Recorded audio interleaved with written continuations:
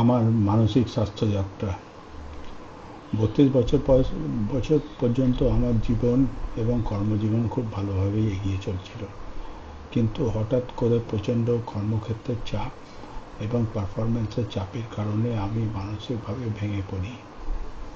সেই সময় আমি এমন কিছু কণ্ঠস্বর শুনতে পেতাম যেগুলো অত্যন্ত সন্দেহজনক মনে হতো।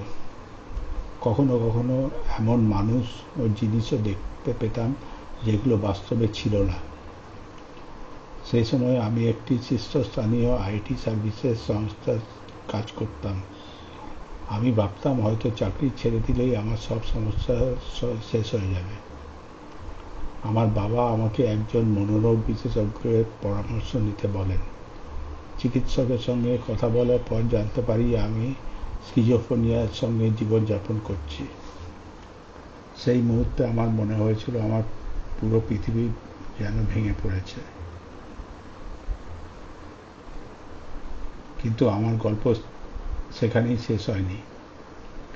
এর আগে আমি আমার পেশাগত জীবনে 17 বছর সফলভাবে অতিক্রম করেছিলাম এবং মানসিক স্বাস্থ্যজনিত সমস্যার মধ্যে দিয়েও আমি আমার পেশাগত যাত্রা চালিয়ে যেতে পেরেছি। এর পেছনে গুরুত্বপূর্ণ ভূমিকা ছিল 3টি বিষয়।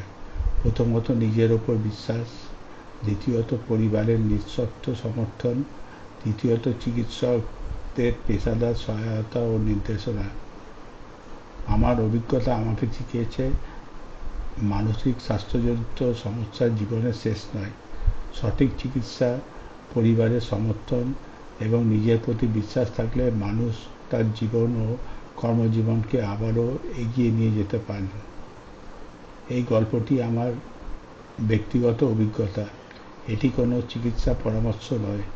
আপনি যদি মানসিক স্বাস্থ্যের কোনো সমস্যার লক্ষণ অনুভব করেন তাহলে একজন যোগ্য মানসিক স্বাস্থ্য বিশেষজ্ঞের পরামর্শ নিন।